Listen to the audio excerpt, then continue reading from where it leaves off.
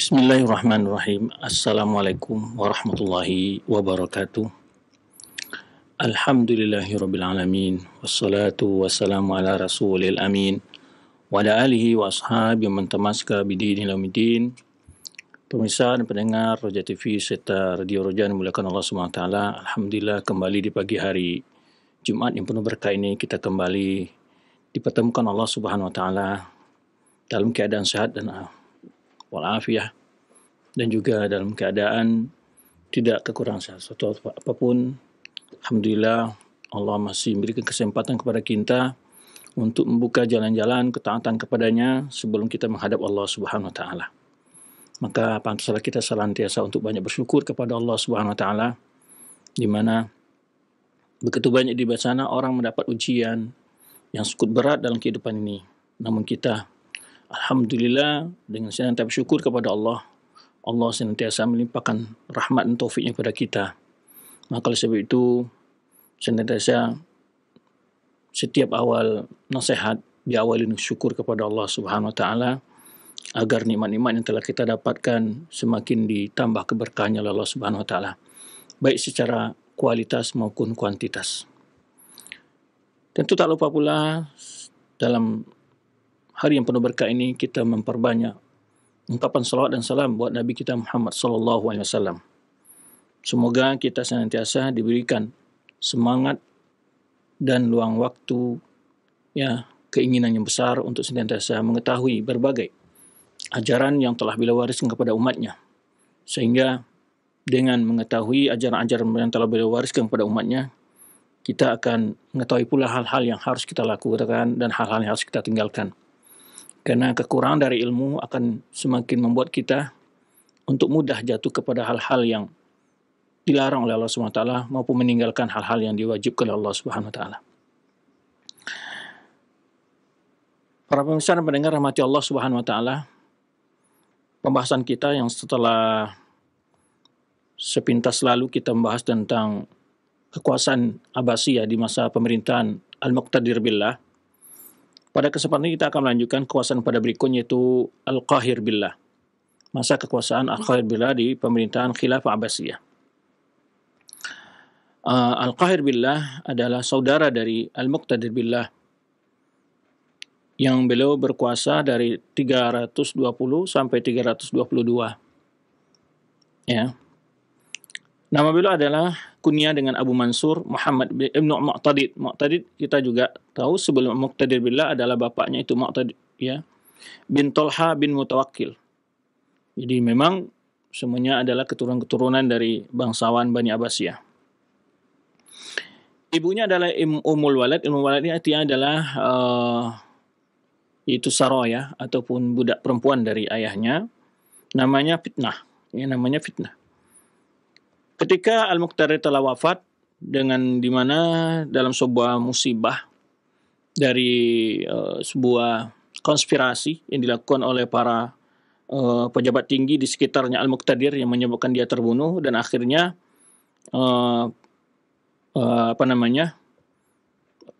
para tokoh terkemuka dari kalangan penguasa kerajaan saat itu memanggil Muhammad bin Mu'tadid ini, yaitu Al-Qahir Billah, dan anak dari Al-Muqtafi, Muhammad bin Muqtafi. Muqtafi sebelumnya adalah sebelum Muqtadir Billah yang berkuasa, kemudian dipanggillah Al-Muqtafi ini dan bersama Muhammad bin Mu'tadid. Ketika itu ditawarkan, siapa di antara kalian yang siap untuk menjadi khalifah menggantikan Al-Muqtadir Billah yang telah wafat. Di sini ada suatu akhlak yang sangat baik dari anak Al-Muqtafi Billah. Kita juga tahu Al-Muqtafi Billah dalam pemerintahnya cukup bagus, yang juga Al-Muqtadir Billah juga bagus dari segi keagamaannya dan juga dari segi perhatiannya terhadap rakyatnya, Walaupun tetap kan ada orang-orang yang berada di kekuasaan itu pasti punya kelemahan. Ketika mereka meminta kepada Ibnu Muqtafi, yaitu Muhammad bin Muqtafi, namanya sama-sama Muhammad nih, kemudian Muhammad bin Mu'tadid, ayatawallah, Jadi meminta kepada Muhammad bin Muqtafi untuk menjadi khalifah. Ya. Faqala la hajata li fi dzalik. Jadi bentuk didikan seorang ayah mendidik anaknya yang cukup tawadhu dan tidak juga ambisi terhadap jabatan dan kekuasaan. Karena memang sebesar-besar musibah yang disebutkan oleh sebagian ulama itu adalah apabila seorang ditanamkan dalam hatinya ambisi terhadap jabatan. Bahkan sebagian ulama menyebutkan itu adalah penyakit yang terakhir keluar dari seorang alim. Subhanallah. Jadi memang sebagian ulama menyebutkannya satu penyakit yang terakhir keluar dari hati seorang berilmu itu adalah cinta kekuasaan. Cinta kekuasaan. Nah, maka kita sebagai orang-orang berilmu perlu mewaspadai berbagai perkara-perkara yang akan membuat memiliki cita buruk terhadap ilmu kita dan juga akan mengurangi keberkahan ilmu kita. Ya, di antara para ulama menyebutkan dan fitnah yang terberat bagi orang berilmu itu adalah ambisi terhadap kedudukan atau kekuasaan. Bahkan Rasul kita SAW melarang ya memberikan kuasa kepada orang yang ambisi untuk berkuasa. Karena biasanya dia ambisinya itu atas kejahilannya, telah menunjukkan suatu kejahilan pada dirinya di mana dia ambisi terhadap sesuatu yang padahal itu adalah beban berat bagi dia. Ya, tanggung jawabnya berat di hadapan Allah Subhanahu wa taala. Maka Rasulullah SAW menyebutkan innal wali man talaba hadzal amr. Kami tidak akan berikan kekuasaan kepada orang meminta jabatan. Maka kita melihat jadi di mana pendukung para penguasa yang ambisius melakukan hal-hal yang kadang-kadang di luar aturan, ini sangat berbahaya sekali. Maka sebetulnya pendidikan berkarakter yang memang disuarakan oleh pemerintah, oleh penguasa, mestinya ada pendidikan-pendidikan yang menyebabkan bagaimana seseorang itu tidak ambisi terhadap kekuasaan. Karena kita melihat bangsa kita menjadi terpecah belah, terjadi selalu kericuhan, keributan, itu awal semuanya simpulnya adalah ambisi terhadap kekuasaan.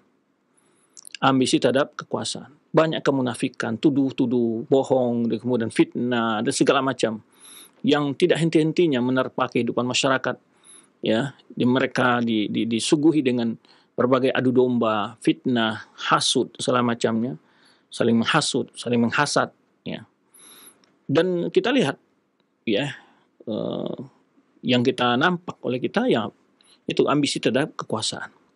Nah, tentu di balik ambisi itu banyak sekali nanti penyakit-penyakit akan timbul.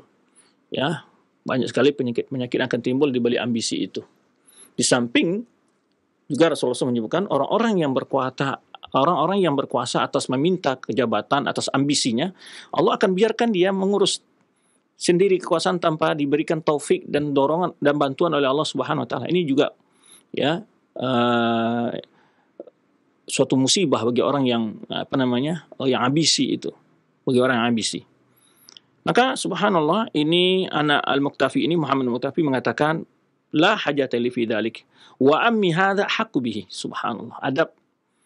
Dia juga sebagai tahu bahwa pamannya masih ada, dia katakan saya tidak butuh kepada hal itu dan pamanku ini lebih berhak untuk menduduki jabatan itu. Nah, jadi sebetulnya juga pendidikan karakter yang harus kita bentuk dalam anak pribadian kita, para anak didik kita adalah sportivitas. Sportivitas mengakui kelebihan orang lain. Dan ini yang banyak juga tidak terdapat dalam kehidupan kita.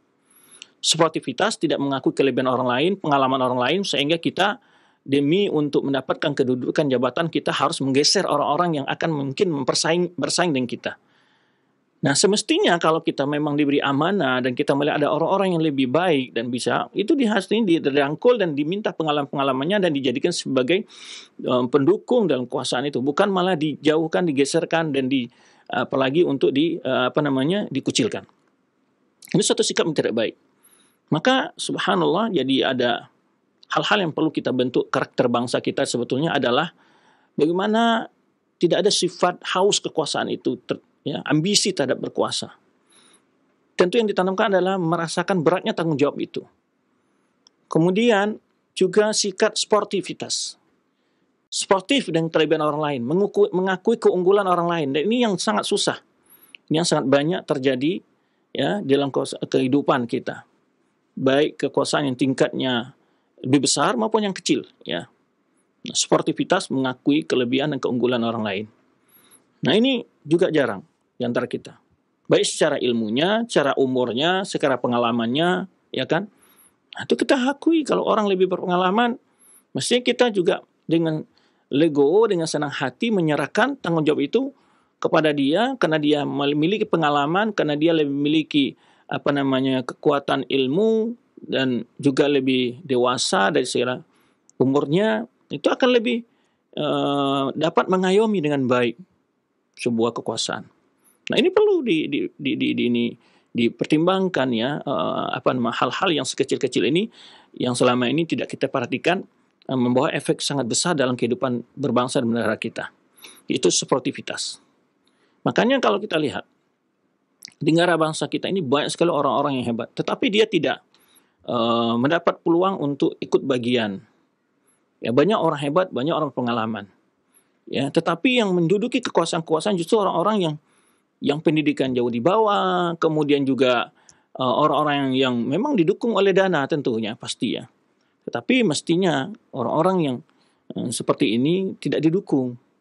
Ya, kalau kita memang sama-sama ingin berjuang memperbaiki bangsa kita dengan baik, ya, maka diserahkan sebuah tanggung jawab itu kepada ahlinya. Memang Rasulullah SAW telah menyampaikan ya bahwa ketika Rasulullah ditanya sebuah kapan terjadinya hari kiamat, ya, Rasulullah menyebutkan idza du'itil amanah, apabila amanah sudah disia-siakan orang, tidak merasa tanggung jawab lagi dia. Kedudukan itu untuk dinikmati oleh pribadi dan kelompoknya, bukan sebagai bentuk pengorbanan yang harus dikasihkan pada umat, tapi untuk dia nikmati, ya. Kemudian sahabat ini bertanya lagi, bagaimana bentuk yaitu tidak amanah itu disia-siakan? Idza wusidal amru ila ghairi ahli. Apabila sebuah permasalahan ditangani bukan orang ahlinya. Apabila sebuah urusan diserahkan kepada bukan ahlinya. Nah, inilah efek banyak sekali kita lihat. Ya, membuat kemunduran dari bangsa kita yang bergelut terus, sementara negara tetangga melejit terus, maju ekonominya, tenang dalam politiknya, bergerak terus pendidikannya. Ya, kita bagaikan katak dalam tempurung, merasa negara paling besar, merasa paling semuanya, ya, lalu sudah merasa hebat, ya, lupa diri, congkak kita. Nah ini menyebabkan kita tidak maju-maju. Ya, maka kita bisa bandingkan, ya, kemajuan negara kita dan negara tetangga. Padahal banyak sekali orang-orang hebat dari putra-putra bangsa ini yang berkarir di luar negeri, yang mereka malah memajukan negeri orang lain. Kenapa? Karena mereka tidak mendapatkan kesempatan yang baik di negara mereka. Ini juga perlu kita pikirkan, ya. Perlu dipikirkan bersama bagaimana perlu dibentuk satu mental di dalam pendidikan kita adalah orang sportivitas terhadap menyerahkan tanggung jawab, ya, sportivitas. Bukan untuk menanamkan sportivitasnya dalam bentuk olahraga, ya, katanya kan kadang-kadang sportivitas itu kan terdapat dalam olahraga. Sebetulnya malah olahraga pun tidak ada sportivitas, terdapat berbagai perkara-perkara yang sangat keji juga, sogok menyogok, bayar membayar segala macamnya. Maka dari itu, ya, Islam memiliki tauladan metode yang sempurna untuk menciptakan karakter manusia, ya, bagaimana mereka hidup dengan sesama mereka. Satu ungkapan yang sangat bagus diungkapkan oleh Muhammad bin Muqtafi ini. Dia mengatakan, aku tidak butuh. Serahkanlah kepada pamanku dan dia lebih pantas. Itulah artinya. Dan dia lebih pantas. Nah ini, kalau begini kan jadinya kelihatan bagaimana masyarakat pun akan melihat, ya, dan juga orang lain juga akan senang, ya, dan bukan malah persaingan yang menyebabkan terpecah belahnya sebuah bangsa dan negara kita. Kemudian takallama al-qahir fa'ajab. Lalu setelah itu fakullima al-qahir fa'ajab. Dimintalah berbicara kepada qahir ini setelah bermusyawarah, tawarkan kepada anak Muqtafi, dia tidak bersedia dan dia lebih menyerahkan untuk mengusulkan pamannya. Maka akhirnya pamannya al-qahir menerima jabatan itu, lalu dibaiat dan diberi gelar dengan al-qahir billah. Dan sebelumnya dia sudah digelari Al-Qahir Billah pada tahun 317 Hijriah. Nah, baik. Kemudian, namun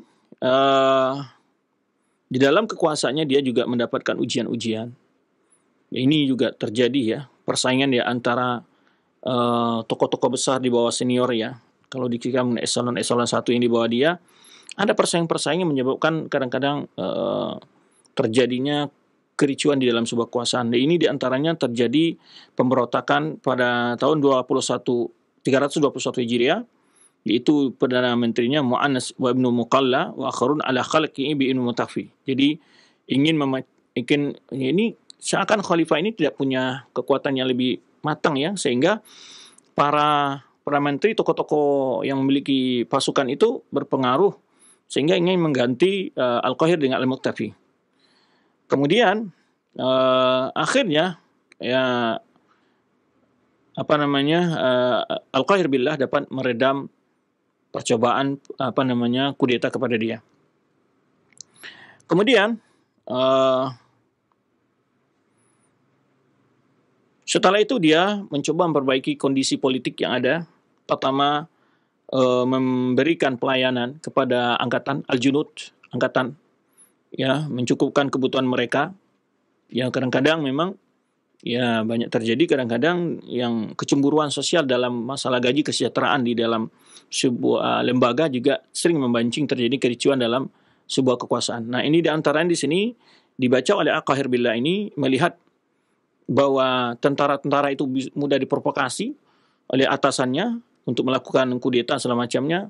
Mungkin diantaranya kesejahteraan yang kurang memadai. Akhirnya dia menaikkan gajinya dan memberikan gaji para tentaranya dengan secukupnya, begitulah. Wastaqamal amr lil Qahir. Akhirnya kondisi politik mulai membaik ya. Wa 'azuma fil qulub, kemudian dia memiliki kehormatan yang tinggi di tengah masyarakatnya ya. Akhirnya ditambah gelarnya oleh masyarakatnya itu al-muntaqim min a'da'i dinillah, yang menaklukkan musuh-musuh agama Allah. Kemudian pada tahun yang sama, yaitu pada tahun 321 Hijriah, dia membuat ultimatum, dekrit raja, haramnya qiyan wal khamar, yaitu para biduan-biduan dan melarang penjualan khamar dan menangkap para penyanyi-penyanyi ya. Wanafal makhanis, kemudian juga para bencong ya. Waqasid alat-lahwi, dan menghancurkan alat-alat ya, hiburan-hiburan yang tidak penting ya, yang membuat masyarakatnya lalai dalam kehidupan dunia mereka, apalagi akhirat mereka ya, alat hiburan-hiburan yang tidak berguna. Wa amar bai'in mughaniyat minal jawari, disuruh menjual ya budak-budak yang penyanyi-penyanyi ya, dan itu adalah orang-orang yang memiliki kelemahan dalam jiwa mereka gitu. Kemudian ini di antara kebijakannya ya, dia perbaiki kondisi masyarakatnya. Kemudian di dalam waktu yang sama kita melihat memang di semakin hari di akhir kekuasaan Bani Abbasiyah itu banyak sekali kekuasaan-kekuasaan yang mencoba memisahkan diri ya, termasuk di negeri Maghrib. Di sana ada Daulah Idrisiyah, kemudian juga di Andalusia yang sudah lama, yaitu sisa-sisa dari kekuasaan Bani Umayyah. Kemudian juga di daerah lain disebut dengan ada namanya Ibnu Al-Buwayhi, negara Al-Buwayhi. Yaitu ini bagaimana munculnya penguasa ini. Jadi dia menguasai negeri Faris, yaitu Persia, ya, Iran sekarang.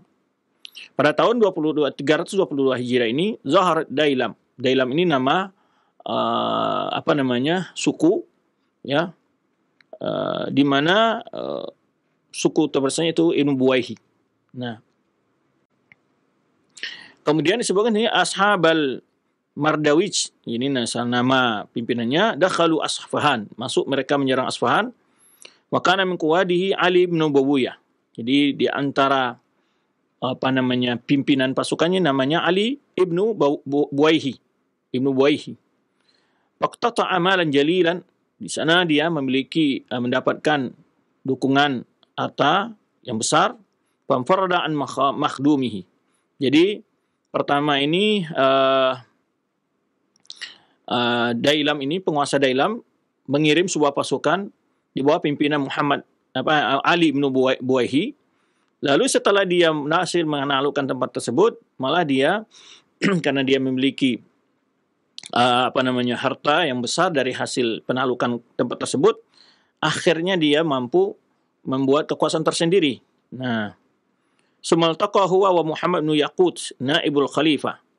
Kemudian akhirnya bertemu antara dia dan juga wakil dari khalifah, ya, artinya merebut kekuasaan itu dari Ibnu Buwaihi ini. Akhirnya pasukan wakil khalifah kalah.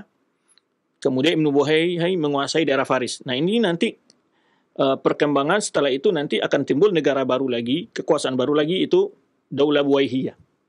Ya, terkenal Daulah Buwaihiyah. Wa kana Buwaihi faqiran sa'lukan yasidus samak. Dan sejarahnya dia Ali bin Buwaihi ini adalah seorang yang fakir, miskin sekali. Kerjanya adalah nelayan.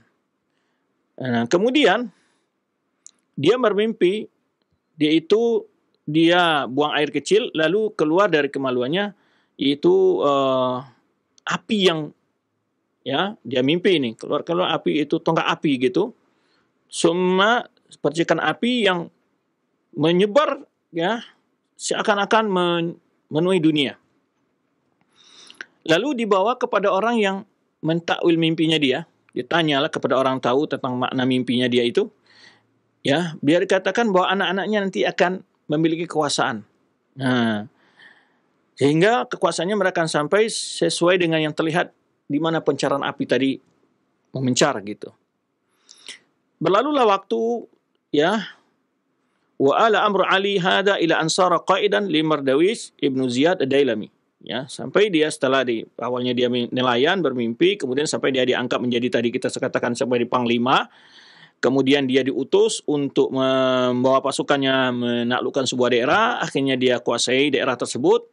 Ya, kemudian ketika dia kirim, ya, fatus lahu mal minal qarah, dikeluarkan untuk dia biaya, yaitu untuk persiapan perangnya sekitar 100.000 dirham, 100.000 dirham, 100.000 dirham. Kemudian dia pergi ke daerah Hamazan untuk menaklukkan daerah tersebut. Kemudian penduduknya melawan dan menutup pintu masuk kotanya. Lalu mereka perangi pasukan Ali bin Buwaihi ini, dan akhirnya mereka mampu menaklukkan daerah tersebut. Nah, kemudian terus berlanjut dia memegang kekuasaannya. Tadi kita katakan padahal di Baghdad ada kekhalifahan Al-Qahir Billah, tapi tadi kita lihatkan bahwa pasukan Al-Qahir Billah yang menghadang pasukan Ibnu Buwaihi ini tidak mampu. Kelemahan dari sisi pasukannya. Karena Ibnu Buwaihi ini juga besar pasukannya. Akhirnya dia melanjutkan ekspansi terus ke daerah Syirazi. Ya. Kemudian diceritakan ini oleh Ibnu Katsir dan dinukil oleh Suyuti dalam kitab Tarikh Khulafa. Kemudian ketika dia sudah terus dengan harta yang telah dimiliki tadi untuk mengembangkan ekspansinya, hampir habis perbekalannya. Kemudian diceritakan di sini dia tidur, kemudian tiba-tiba ada ular di tempat dia tidur, di atas lotengnya keluar ular. Fa amara binaqdihi fakharat sanadik. Jadi di tempat dia duduk itu, di atap itu ada ular, ya. Kemudian dia disuruh untuk menangkapnya atau membuka loteng itu. Rupanya di atas itu ada simpanan yaitu peti-peti yang penuh emas. Dan akhirnya dia bagikan kepada pasukannya. Nah, kemudian juga diceritakan, ya, akhirnya pasukannya semakin termotivasi, ya. Kemudian dia diceritakan juga di sini diceritakan kemudian dia pergi ke tukang jahit. Kemudian dia tiba-tiba dia disebutkan ini wa talaba khayyatan yakhitu lahu syai'an. Jadi meminta pada tukang jahit untuk menjahitkan sesuatu baginya. Kemudian dia tiba-tiba tidak mendengar, ya, asom. Ini mendengar, ya. Wa sana'anahu qus'iyya bihi, ya. Kemudian dia anggap dia itu kena penyakit tertentu, ya. Wa qala wallahi ma indi siwa 12 sandukan la a'lamu ma fiha. Ya. Kemudian ketika dia itu sedang kondisi demikian, dia ditanya oleh orang dan dia jawab, saya tidak punya kecuali 2 tong ini, 2 peti gitu ya. 2 peti dan saya tidak tahu apa isinya. Lalu dia ambil, rupanya dalamnya terdapat juga harta yang banyak isi dalamnya. Ya. Jadi ada suatu keanehan-keanehan dalam yang dia temukan ketika di dalam penaklukan itu dia mendapat harta rampasan begitu. Dan kemudian dalam 2 saat dia dalam perjalanan ekspansinya itu, satu kali kudanya terpuruk kakinya. Lalu digali. Tiba-tiba di bawah kaki kuda itu yang terpuruk itu ditemukan juga yaitu harta. Ya, kalau kita kata karun lah, kanz, itu simpanan harta. Akhirnya dengan modal-modal begitu dia ya dapat membayar tentara yang banyak. Akhirnya dia menguasai kedudukan sampai ke Khurasan, ya, wa Fars an hukmil khilafah. Kemudian juga daerah Persia. Nah, ini persaingan lain dari kekuasaan Khalifah saat itu. Itu mulainya muncul kekuasaan baru disebut dengan Bani Buwayhi. Ya. Kemudian pada kali kedua juga terjadi pemberontakan untuk kekuasaan Al-Qahir Billah. Ya. Ini dipimpin oleh pimpinan-pimpinan tentara. Kalau di kita kan ada angkatan laut, ada angkatan udara. Kalau ini ada namanya Ibnul Muqillah, ya, yang dia sebelumnya ikut dalam pemberontakan pertama ini bersembunyi dan senantiasa menyusun kekuatan. Maka pada tahun 322 dia kembali muncul, ya, dan dia sebarkan isu, ya, untuk memprovokasi orang memberontak kepada khalifah. Sesungguhnya khalifah sedang membangunkan untuk kalian, yaitu sujun, yuhbisakum, membangunkan untuk kalian tahanan-tahanan untuk menahan kalian, gitu disebarkan itu, dan lain-lain isu-isu lain dijelekkan. Nah, maka ini satu hikmah bagi kita juga. Masyarakat jangan terlalu cepat terprovokasi oleh berita-berita yang tidak jelas sumbernya. Boleh jadi itu adalah pihak-pihak yang ingin mengeruhkan suasana, ingin mengambil kesempatan dalam kesempitan, atau dalam peribahasanya adalah dalam bahasa kitanya menangguk di air keruh, artinya mencari faedah ketika dalam suasana orang sedang kacau, ya. Maka dia akan membuat kondisi itu. Nah, kemudian mereka sepakat karena terprovokasi dengan isu-isu yang disebarkan oleh Ibnu Muqillah ini, bahwa diantaranya sang khalifah membuat itu tahanan-tahanan yang banyak untuk menangkap orang-orang yang berseberangan dengannya secara politik gitu. Dan akhirnya memang terkumpul pasukan yang cukup besar untuk melakukan kudeta, dan akhirnya sang khalifah tidak mampu bertahan dan lari, dan akhirnya juga mereka menangkap. Ya. Kemudian setelah itu sang khalifah ini ditangkap, ya, akhirnya dia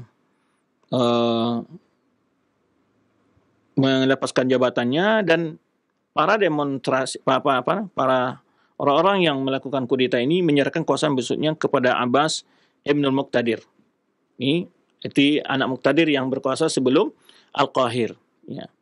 Kemudian digeleri dengan Ar-Radi Billah. Nah, ini kekuasaan setelah Al-Qahir Billah, yaitu diserahkan kepada Ar-Radi Billah. Ar-Radi Billah ini anak dari Al-Muqtadir yang namanya Muhammad. Namanya Muhammad, ya, dan Al-Qahir ini juga Muhammad bin Muqtadir. Kemudian juga Al-Muqtafi juga anak juga Muhammad bin Muqtafi. Kemudian Al-Muqtadir juga anak juga Muhammad bin Muqtadir. Nah, jadi pemberontak ini menyerahkan kekuasaan pada Muhammad bin Muqtadir, ya.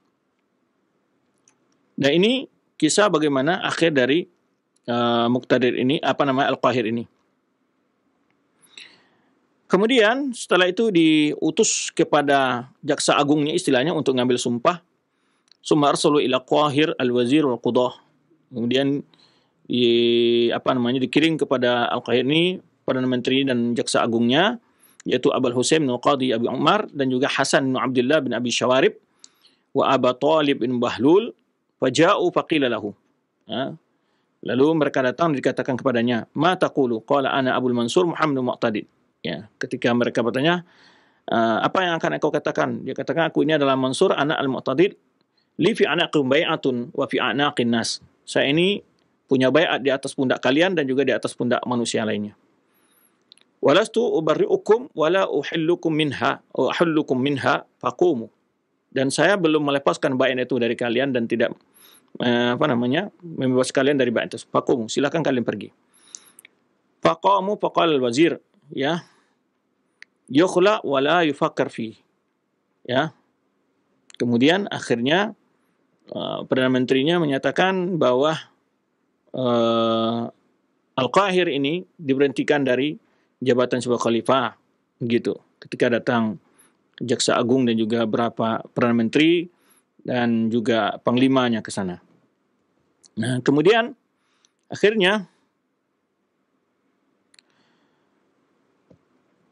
berkata Qadi Abul Husain ini, padakhaltu ala radhi wa'adtuhu majaro. Jadi aku sampaikan apa yang telah dia katakan kepada Al-Qahir billah, wa alamtu anni ara imamatahu fardhan, dan saya melihat bahwa taat kepada Al-Qahir billah adalah kewajiban. Faqala ansarif da'ni wa iyyahu. Kemudian disuruh pergi oleh Muhammad bin Muqtadir ini, Jaksa Agung dan berapa orang tadi, lalu biarkan saya bersama dia untuk berdialog. Gitu. Kemudian disebutkan sebab kenapa alasan-alasan adanya keinginan untuk memecat Al-Qahir dari kekhalifahan. Disebut bahwa dia memiliki latar sejarah yang kurang baik dalam kepribadiannya. Itu diantaranya disebutkan. Atau sering melakukan penghukuman yang sifatnya dengan menghilangkan nyawa. Dan akhirnya setelah dipaksa dan interogasi, akhirnya kekuasaan diserahkan juga oleh dia kepada Muhammad bin Muqtadir billah, yang digelari Ar-Radhi billah. Taib. Kemudian di sini Al-Qahir billah juga pernah bertanya kepada Muhammad bin Ali Al-Khurasani tentang bagaimana pandangan Muhammad bin Ali Al-Khurasani terhadap kekuasaan Bani Abbasiyah secara umum. Ini pernah ditanya oleh dia. Aku dipanggil satu kali, kata Muhammad bin Ali Al-Khurasani, oleh Al-Qahir pada satu kali, dan di hadapannya ada hirbah, yang memegang tombak dia. Lalu dia tanya, as'aluka an khulafa Bani Abbas fi akhlaqihim wa syiyamihim. Aku ingin bertanya kepadamu tentang akhlak penguasa-penguasa Bani Abbasiyah dan juga kepribadian mereka. Qultu amma Safa fa kana musari'an ila safki dima. Adapun yang pertama, Ba'as Safa, banyak sekali menumpahkan darah. Kemudian diikuti oleh para ummaluhu, jadi ummalnya ini pegawai-pegawainya, sama seperti itu. Wa kana ma'adzalika samhan wasulan bil mal. Tetapi walaupun demikian dia adalah orang yang mudah memaafkan dan juga orang yang mudah memberi, dan memberikan hadiah, memperbaiki hubungan, Kemudian adapun Mansur, disebutkanlah berbagai penilaian-penilaian oleh dia terhadap khilafah Bani Abbasiyah, berbagai perkembangan yang terjadi di setiap kekhilafan mereka. Nah, di antara dia menceritakan Al-Mahdi, kana jawadan adilan munsifan. Yang murakab Al-Mahdi, salah satu khilafah Bani Abbasiyah, khalifah Bani Abbasiyah, dia adalah orang sangat pemurah, adil dan sangat jujur. Nah, ini puji-pujian disebutkan dan beberapa penilaian-penilaian dalam kuasa mereka. Kemudian,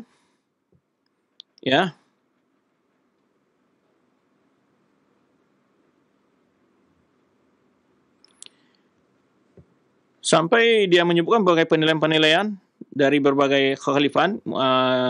Muhammad bin Ali Al-Khurasani ini menyebutkan berbagai penilaiannya terhadap khilafah Bani Abbasiyah.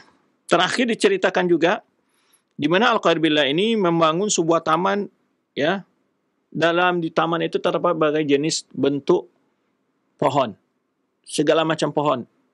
Di dalam sebuah taman itu semua macam pohon ada, yang dibawa dari berbagai negeri. Humilat ilai minal bilad. Jadi di suatu taman. Jadi kalau hari ini ada orang-orang bikin taman-taman baik di Eropa atau di mana-mana ya, mengumpulkan bermacam bentuk pohon, nama dan segala macamnya, itu jenis pohon. Itu pernah dilakukan juga oleh salah orang pimpinan Bani Abbasiyah, yaitu Al-Qahir Billah. Dia buat semacam hutan, taman hutan, yang itu di dalamnya terdapat segala macam pohon, gitulah, yang dibawa dari berbagai daerah. Kemudian di dalamnya terdapat juga istana, ya. Kemudian Ar-Radi ini yang baru saja diangkat menjadi raja, menjadi khalifah, ingin memiliki taman itu, ya, istana yang ada di dalam taman hutan tersebut, ya. Lalu ditanya, dan dia juga diprediksi oleh sebagian orang-orang yang tidak senang tadi, yang memberontak tadi, punya harta yang disimpan di taman itu, begitu. Sehingga dia dipaksa. Fa'imakanan al-mal minhu. Jadi di taman-taman itu di mana penyimpanan harta, gitu. Di mana penyimpanan harta. Lalu dia jawab, karena Al-Qahir ini buta, ya, saya tidak tahu tempatnya, saya sudah buta. Lalu disebutkan saja oleh dia, silakan kamu gali aja tempat di mana, coba aja digali di mana-mana, ya, mungkin engkau akan temukan, gitu. Lalu Ar-Radi mencoba menggali dan bahkan mencoba menggali pondasi dari istananya, dan juga di bawah berbagai pohon-pohon yang ditanam itu. Falam yajid syai'an, semua yang digali itu enggak ada, tidak temukan harta itu, tidak temukan apa-apanya. Tidak temukan satupun harta yang sudah diprediksi itu. Ingat juga kita ya, pernah isu di negara kita ada harta yang tersimpan di satu daerah di Bogor ya, sehingga terjadi juga penggalian-galian. Nah ini juga isu ini ada sebetulnya di zaman Bani Abbasiyah, diisukan bahwa khalifah menyimpan harta di sebuah daerah di satu tempat di dalam taman yang taman hutan dan istana yang dia buat itu gitu ya. Nah akhirnya tidak ditemukan. Akhirnya digalilah berbagai pohon, mungkin di pohon ini digali juga di pohon ini. Akhirnya semua pohon hampir tergali gitu ya. Tidak ditemukan apa-apa. Faqala lahu ainal mal? Di mana simpanan harta yang kamu simpan itu? Faqala wala indi mal. Saya enggak punya harta apa-apa gitu ya. Wa inna ma kana hasrati fi julusika fil bustan wa tana'umika. Jadi kata dia malah lebih politiknya adalah saya ini sebetulnya merasa sedih ya, akan rugi banget kalau kamu menikmati taman hutan yang telah ada dengan istananya itu. Fa'aratu an afji'aka fi. Ya, ingin membuat kamu bagaimana kekaguman dan kecewaanmu di situ. Panani Ar-Radi wa habisahu. Karena akhirnya Khalifah Ar-Radi ini menyesal karena sudah memberantakan taman yang dibangun itu, dia mencari harta yang itu. Akhirnya kan taman rusak, istana rusak, harta nggak dapat. Ya, akhirnya ditangkap dan ditahanlah Al-Qahir ini oleh Ar-Radi ya, sampai dia hidup pada tahun ya 333 Hijriah dia dalam tahanan ya. Kemudian setelah itu dia dilepaskan, Al-Qahir ini dilepaskan. Kemudian wa ahmaluhu, tidak ada lagi yang peduli dengan dia setelah lepas dari tahanan itu. Coba lihat ya, kadang-kadang gimana ya kecerdasan orang kadang-kadang di dalam berbuat suatu ya, untuk menggagalkan sebuah rekayasa ya, membuat ketika Ar-Radi ini kagum dengan taman tadi, tetapi justru dia ingin lebih kepada yang lebih lagi, ingin mendapatkan harta yang diprediksi disimpan di taman itu oleh Al-Qahir. Karena dia tetap bertanya dan memaksa, akhirnya Al-Qahir menyatakan gali aja di tempat itu mana yang ada. Jadi kalau seandainya dia tidak memaksa, sudah ada dapat taman yang bagus, istana yang bagus, bisa nikmati itu yang telah begitu indahnya. Nah akhirnya justru malah dia hancurkan demi mencari sesuatu yang tidak jelas. Nah inilah juga tindakan di dalam kepribadian kita kadang-kadang ada ya. Merusak sesuatu yang sudah jelas manfaatnya dengan prediksi asumsi yang kita kira di balik itu ada manfaatnya lebih besar.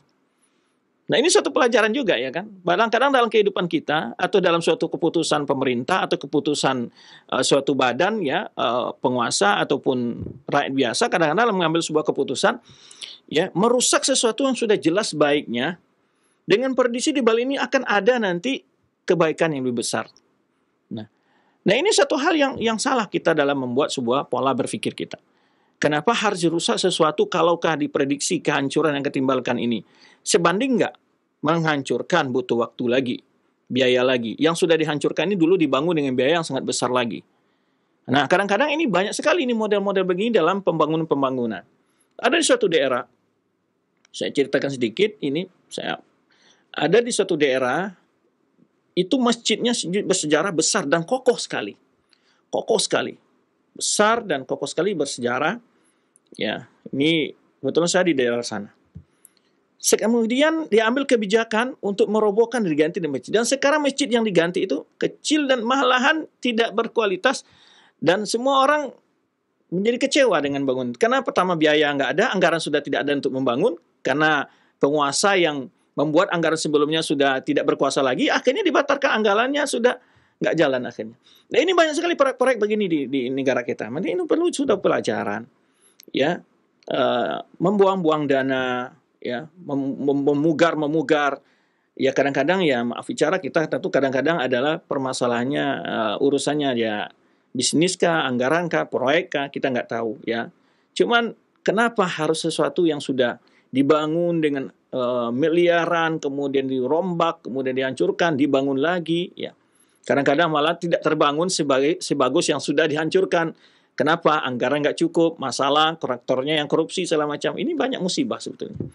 Tapi ini sekitar pelajaran bagi kita lihat ketika tamaknya Ar-Rodi ini untuk mendapatkan harta yang diprediksi disimpan di taman tadi. Akhirnya taman yang sudah begitu luas, itu memiliki suatu nilai seni atau nilai sejarah yang mana di situ tertanam semua pohon yang ada, dia berbagai macam pohon yang diambil dari negara-negara Islam, ditanam tuh. Nah, kemudian di situ ada istana yang bagus. Nah, ini untuk memprediksi di situ ada disimpan harta karun bahasa kitanya. Akhirnya pohonnya ditebang, digali di mana-mana, akhirnya semuanya habis dan harta tidak ditemukan. Nah, ini satu pelajaran juga ya. Ya, jangan sesuatu yang belum pasti atau melihat masalah yang lebih unggul lah. Jangan suka mubazir dalam membuat suatu pembangunan. Dan ini banyak sekali ya, maaf bicara kita, proyek-proyek yang ada di negara kita perlu dievaluasi lagi. Seperti umpamanya pembangunan stadion yang jumlahnya ya ratusan miliar. Itu berapa cuma bisa dimanfaatkan dan bagaimana manfaatnya untuk masyarakat. Itu kan segelintir orang berolahraga di sana dan itu pun tidak akan setiap hari dibangun. Kenapa tidak dibangun kepada bentuk proyek-proyek yang membangun kebijakan untuk pelatihan-pelatihan mahasiswa, pelatihan-pelatihan para pelajar, orang pengangguran dibuka pelatihan-pelatihan, dananya dialih untuk otomotif kah, latihan komputer kah, dan berbagai macam sehingga tenaga kerja kita memiliki ilmu yang mapan untuk menguasai teknologi. Ya, banyak hal-hal yang perlu kita perbaiki sebetulnya, ya. Nah, akhirnya setelah itu dia dilepaskan dari tahanannya, ya. Dan dia tidak ada yang mempedulikan dia dan suatu kali dia salat di Masjid Al-Mansur di antara sufuf, ya, wa alaihi mutinatun bayda, dia pakai semacam baju yang lusuh ya, putih. Dan dia katakan kepada orang, tasaddaqu alayya fa ana min man qad araftu. Dia katakan, maka kalian membantu saya, bersedekah untuk saya. Saya ini nggak ada yang tidak kenal saya gitu. Dan ini kepada waktu kekuasaan al-Mustakfi ya, lisanni alaiha. Tujuannya apa? Dia ingin mempermalukan penguasa saat itu yang tidak peduli dengan dia. Nah, ini juga ada sikap-sikap orang seperti itu ya.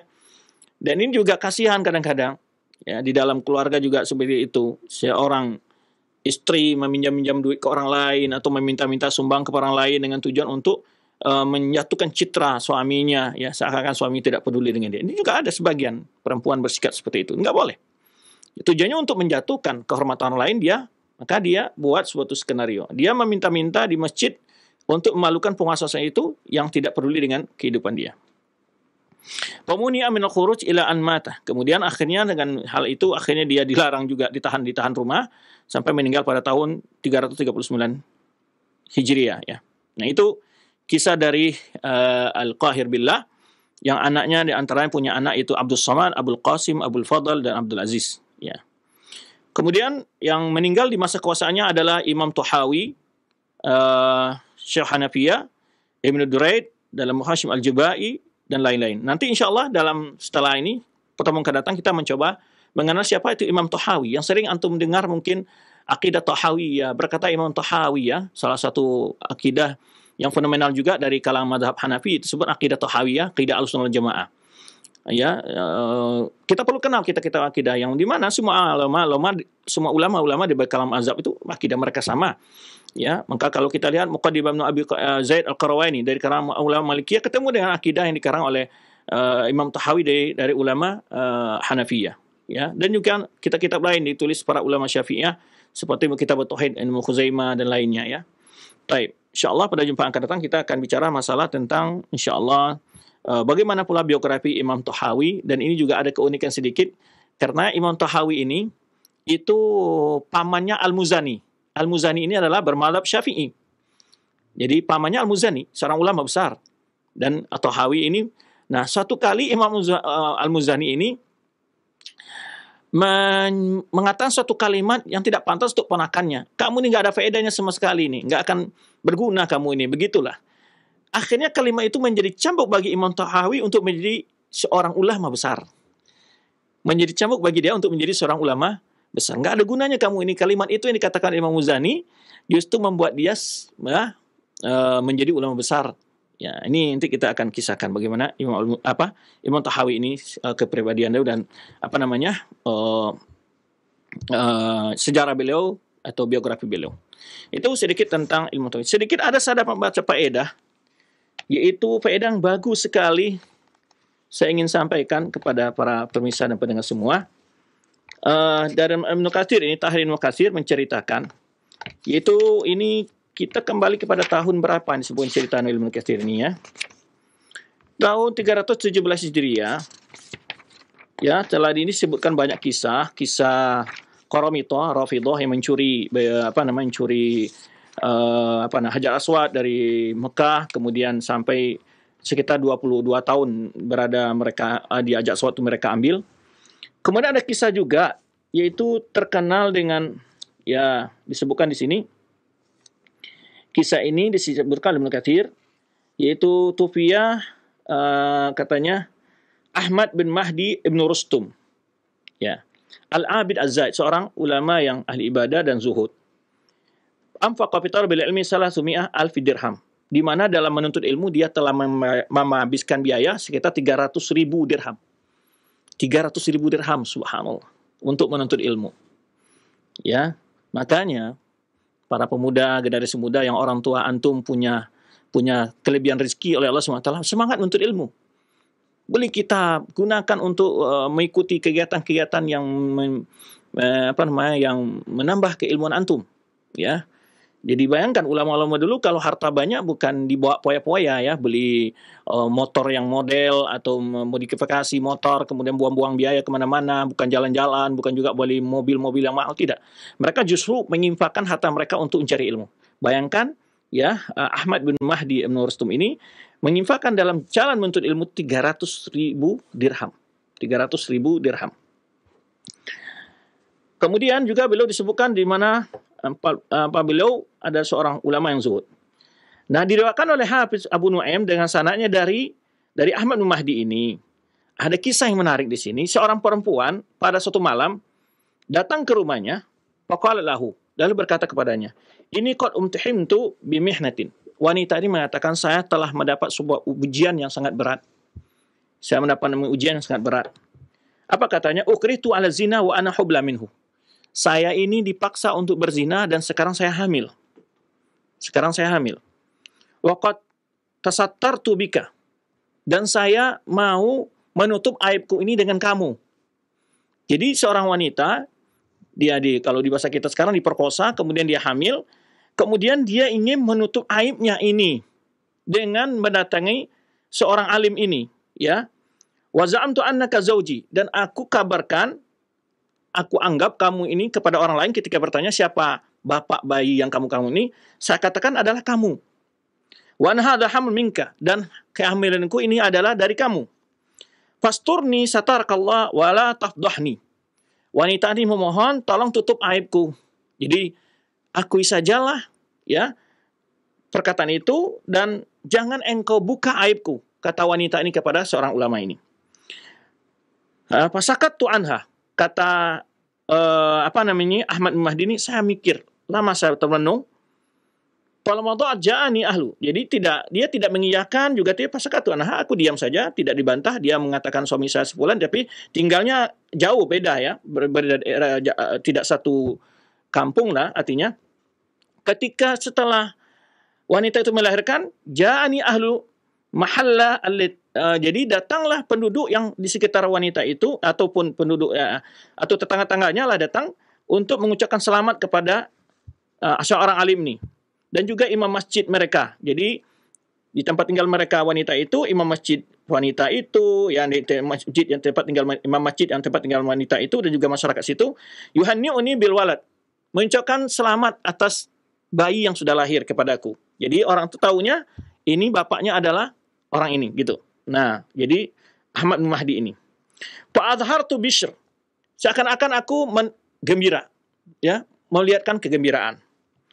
Wa ba'atu fashtaraitu bidinarai syai'an hulwan wa ja'altu ursil ilaiha ma imam al-masjid kula syahrin dinaraini. Ya, wa ba'atu fashtaraitu bidinaraini. Jadi akhirnya aku kirim hadiah, dibeli dengan 2 dinar, ya, sesuatu yang manis. Itu hadiah lah, kue-kue gitu ya. Hadiah. Kemudian aku kirim kepada wanita itu melalui imam masjid setiap bulan 2 dinar. Dia kirim untuk lewat imam masjid untuk wanita itu selama 2 dinar. Ya, sifatan nafaqatil walad. Seakan-akan itu adalah biaya untuk bayi itu, biaya untuk bayi, ya. Wa aqul, ya, dan aku katakan kepada imam itu, akriha minnis salam. Sampaikan salamku sama dia. Fa innahu qad sabaqa minni ma farqa baini wa bainaha. Sesungguhnya telah berlalu antara aku dan dia itu sesuatu yang memisahkan kami. Berarti dia sudah tidak hubungan sama istri lagi. Dia katakan telah berlalu sesuatu di antara kami yang membuat kami berpisah. Nah gitulah. Tetapi dia seakan-akan bertanggung jawab dengan anak yang lahir itu. Nah, kemudian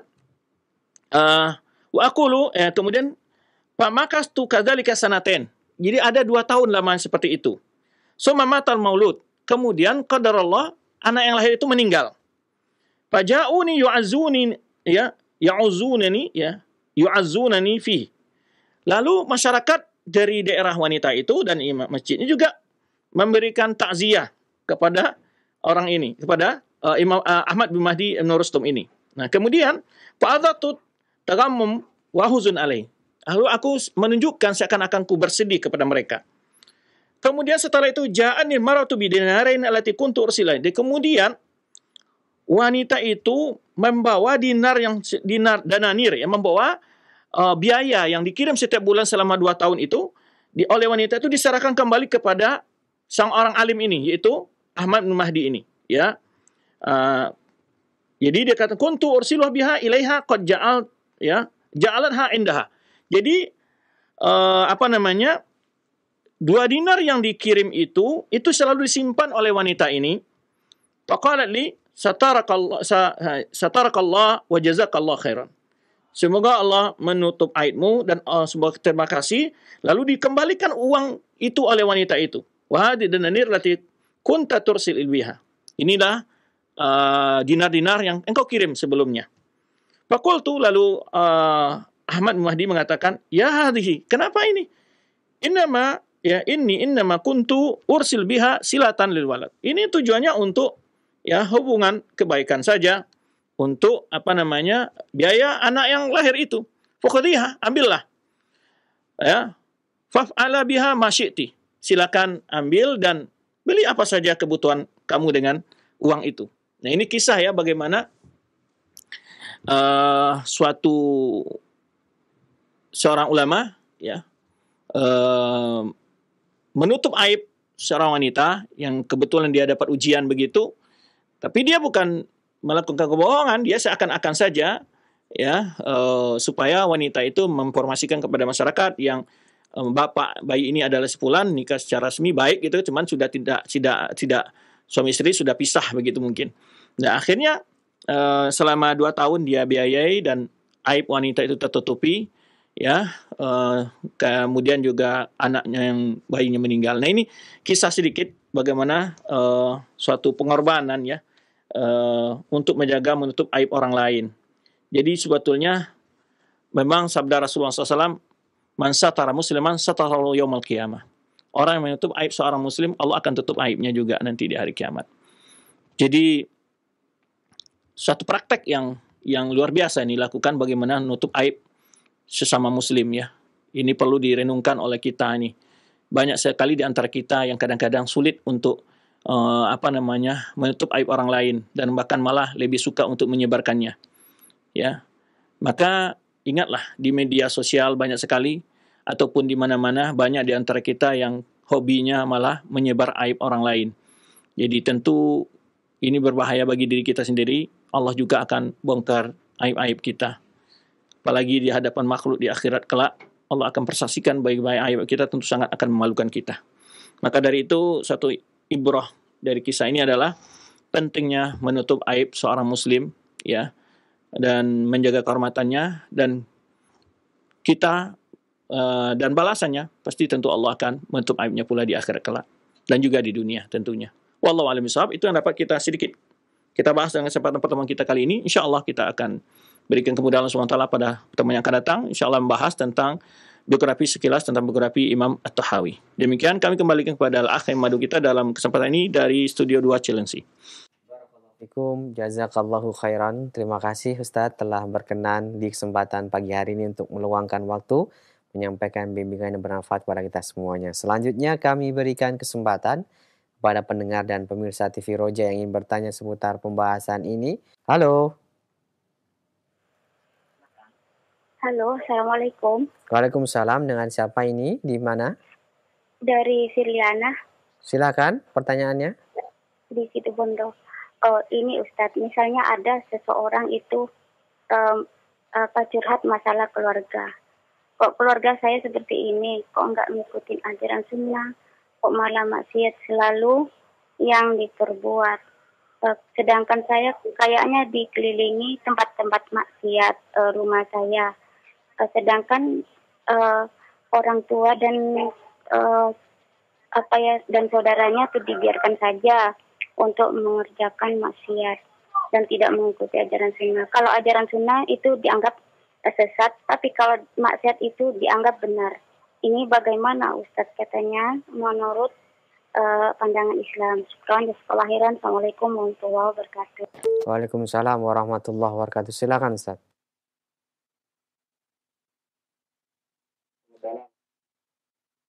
Assalamualaikum warahmatullahi wabarakatuh. Jika kita melihat orang berbuat maksiat, ada dua hal yang bisa kita lakukan. Imma menasihati di depan umum secara umum. Maksudnya, sebagian orang melakukan begini, ada masyarakat yang begini, ada sebagian masyarakat begini. Ya, jadi kita tidak menyebut pelakunya secara personal.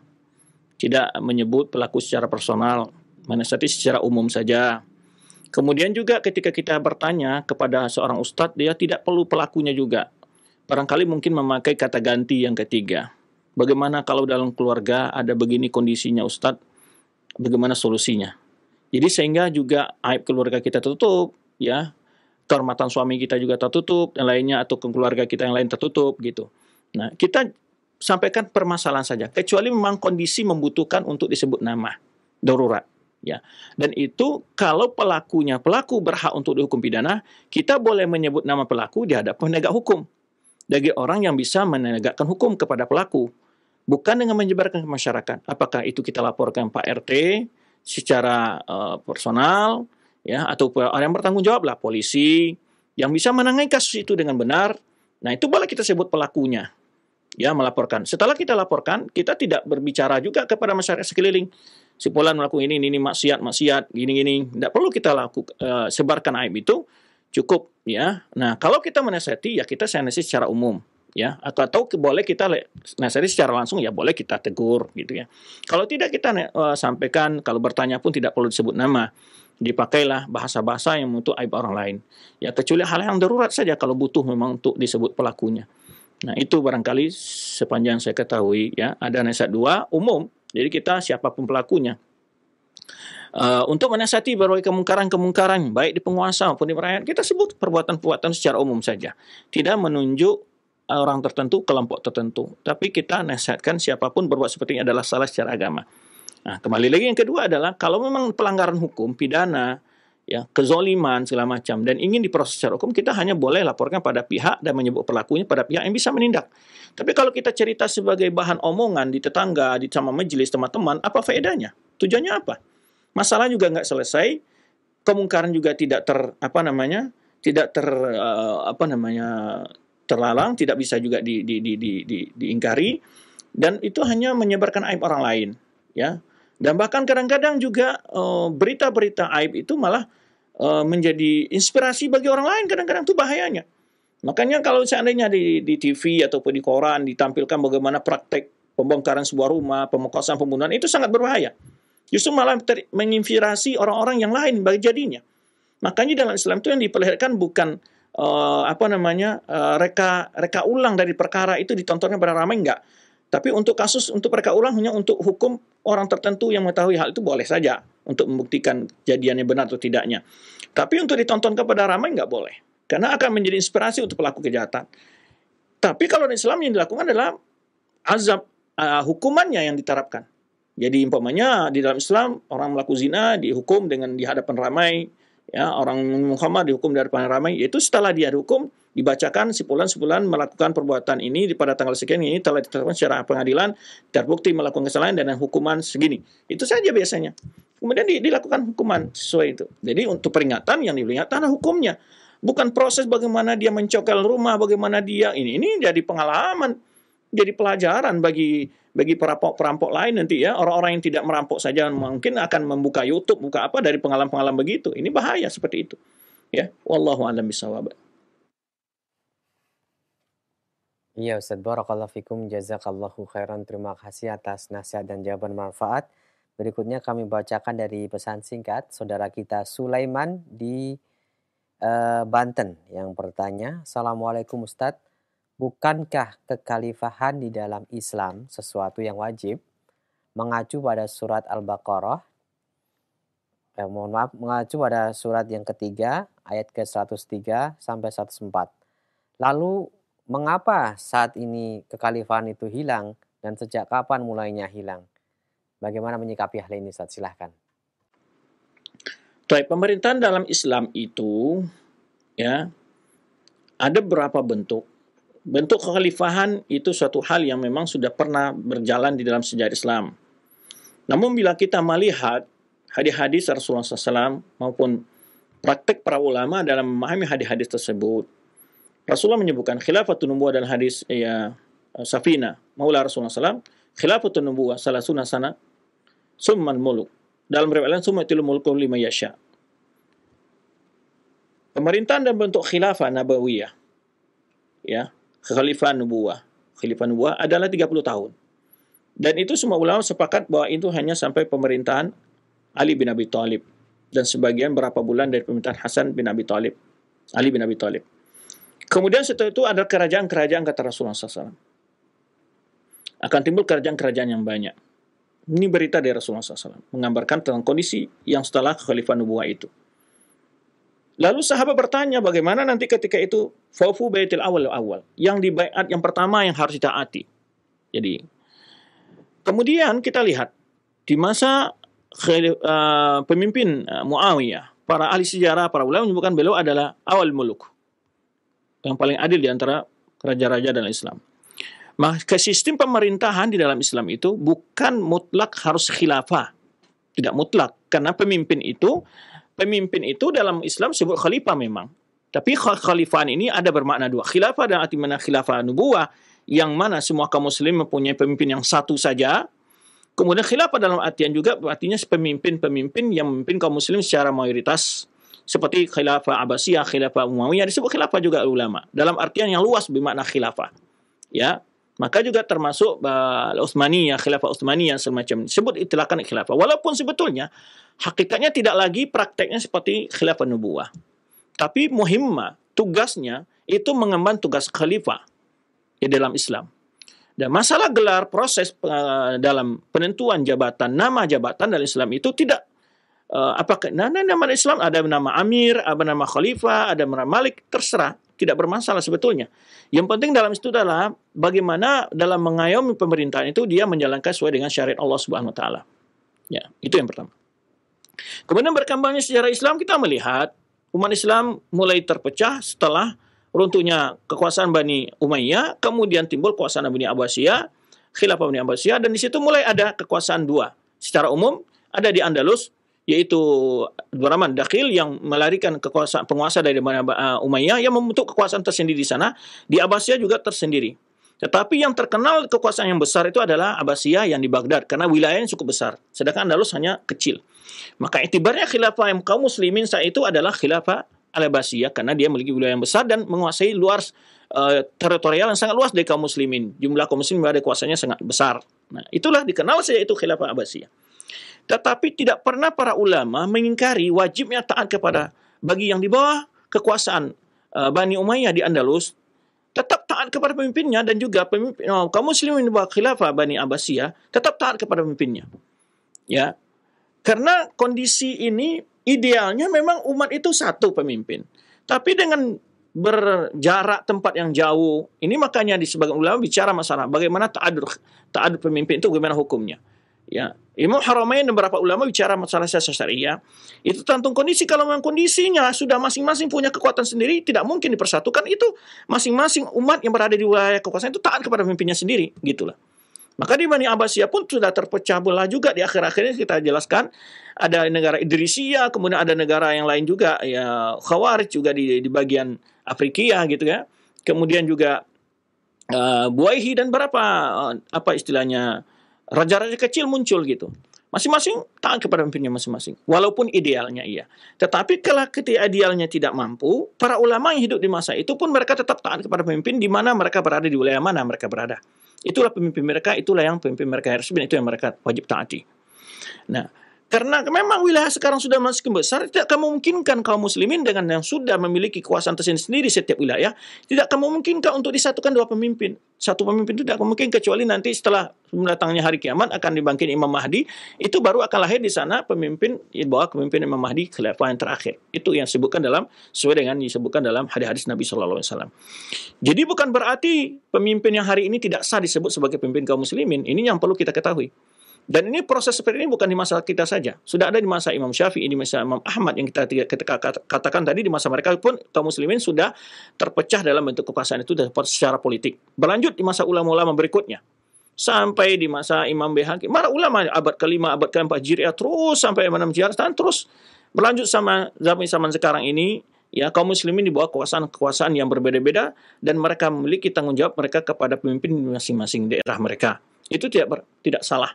Karena memang kondisinya, wilayahnya, teritorialnya sudah juga luas. Kemudian kondisi yang tidak akan memungkinkan lagi untuk disatukan dalam satu pemimpin. Kalau ulama-ulama dulu saja kapasitas mereka dan kedekatan mereka dengan ulama dan ilmu agama yang menyebar di mereka di Baghdad dan di Andalus dan beberapa daerah lainnya tidak mampu mempersatukan, apalagi di masa sekarang ini yang Islam sudah menyebar ke wilayah sampai ke Asia dan ke Eropa, kemana-mana, tidak akan mungkin kaum muslimin disatukan di bawah kekhalifahan itu. Bahkan Utsmaniyah itu tidak menguasai semua wilayah Islam. Banyak sekali wilayah-wilayah yang tidak di bawah kekuasaannya. Bahkan Hijaz sendiri hanya sebagai lambang saja mengikuti Utsmaniyah, tetapi yang berkuasa adalah para syarif, keturunan dari Hasan bin Ali. Nah, itu sebetulnya. Jadi ini yang perlu kita luruskan, bahwa kita tidak membatalkan ketaatan kita kepada pemimpin kita, walaupun pemimpin kita itu tidak disebut khalifah. Ya, secara syar'i ya, tidak disebut secara khalifah dalam artian seperti khalifah dalam makna yang khusus seperti khalifah Rasyidin, tidak menyalahkan kalau kita taat, tetap pemimpin kita harus kita taati. Maka kita harus bedakan antara hal yang ideal dengan hal ittirar disebut para ulama kita. Ketika memilih pemimpin, syarat-syaratnya begini. Contohnya harus dari Quraisy, harus begini. Ada syarat-syaratnya, ada. Itu yang ideal. Tetapi kalau sudah berkuasa dia, sudah ada teritorial yang jelas, angkatan perang dan segala macamnya, itu ada kekuasaan resmi, ya mereka berdiri sendiri, kita wajib taat kepada pemerintah yang di bawah kekuasaan tersebut. Dan di mana Rasulullah SAW menegaskan tentang wajibnya taat kepada pemimpin, walaupun tidak sempurna dalam syaratnya.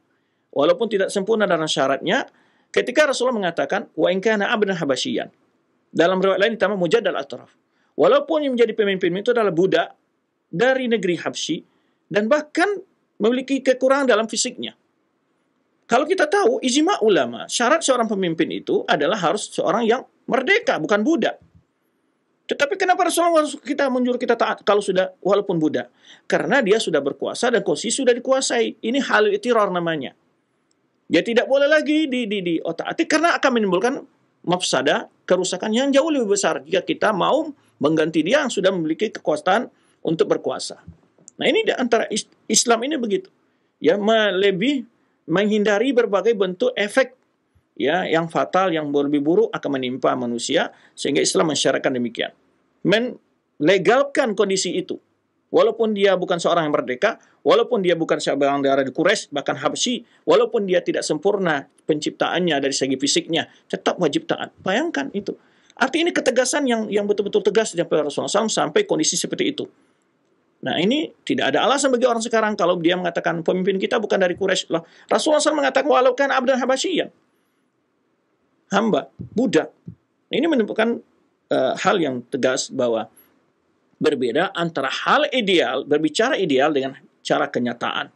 Ya, kondisi yang sudah darurat, hal yang sudah terjadi. Ya, kalau sudah terjadi itu beda lagi hukumnya. Ya, kalau belum terjadi itu ada hal yang ideal diupayakan. Dan apa yang terjadi kenyataan itu sudah wajib diterima. Maka contoh saja, di dalam Islam memberontak itu haram, dilarang, bugot disebut adalah pelaku pemberontak itu. Hukumnya jelas dalam fikih Islam, tidak boleh. Berbeda lagi dengan khawarij, beda lagi. Motifnya adalah motif berhujah dengan agama, mengkafirkan orang lain, itu kalau khawarij. Kalau bugot itu motifnya adalah kekuasaan saja. Ingin merebut kekuasaan, cinta dunia dan kekuasaan. Seandainya dalam sebuah negara terjadi kudeta, ya, dan masyarakat tidak boleh mendukung kudeta ini dan tetap membela kekuasaan yang resmi. Akan tetapi seandainya pengkudeta ini telah menguasai kondisi, itu dalam Islam, telah menguasai kondisi dan telah betul-betul sudah menguasai secara mutlak dan tidak boleh lagi untuk dilawan lagi dah. Karena disebut dengan sistem lain oleh ulama dengan sistem mughalabah. Penetapan kekuasaan ini sistem mughalabah. Prosesnya memang tidak dihalalkan, tidak dibolehkan. Tapi kalau sudah menjadi kenyataan itu sistem mughalabah ini dapat berkuasa dia, memiliki angkatan perang dan jika dilawan dia akan terjadi pertumpahan darah yang tidak terhingga. Akhirnya Islam mengatakan itu kekuasaan sudah milik dia, walaupun dari sistem mughalabah. Demikian Islam untuk menjaga ketenangan umat manusia di dalam kehidupan ini. Wallahu a'lam bishawab. Jazakallahu khairan Ustaz. Terima kasih atas nasihat dan jawaban bermanfaat. Semoga menjadi tambahan ilmu untuk kita semuanya. Selanjutnya kami angkat untuk telepon yang terakhir. Silakan. Halo. Halo. Silakan. Assalamualaikum warahmatullahi wabarakatuh. Waalaikumsalam warahmatullahi. Dengan Bapak siapa ini di mana? Dengan Saudara Aldo di Semarang. Silakan pertanyaannya. Ya, ini Ustaz, menyinggung tadi kisah siapa tadi yang berkaitan dengan takwil mimpi, Ustaz. Apakah di Islam itu mengenal yang namanya ilmu menafsirkan mimpi itu, Ustaz? Dan kalau misalnya boleh, apa saja syarat-syaratnya atau bagaimana prosedurnya dalam Islam untuk ilmu menafsirkan mimpi itu, Ustaz? Baik. Terima kasih atas pertanyaannya. Silakan Ustaz. Baik, masalah penafsiran mimpi, banyak ulama-ulama juga ahli seperti Ibnu Sirin terkenal sekali yang ahli dalam penafsir mimpi. Cuman tidak boleh menafsirkan mimpi ke dukun, ke tukang tenung, tapi seorang ulama yang memang dia memiliki kemampuan di bidang itu. Adapun bagaimana trik-triknya menawil mimpi saya tidak tahu karena saya tidak pernah belajar ilmu untuk menawilkan mimpi itu, ya. Tapi juga tidak mutlak suatu mimpi yang sama takwil juga tidak demikian. Ini sepanjang yang saya baca dalam penjelasan ulama, bukan berarti setiap mimpi sama takwilnya, tidak. Ya, bukan setiap takwil mimpi itu sama, tidak. Buktinya juga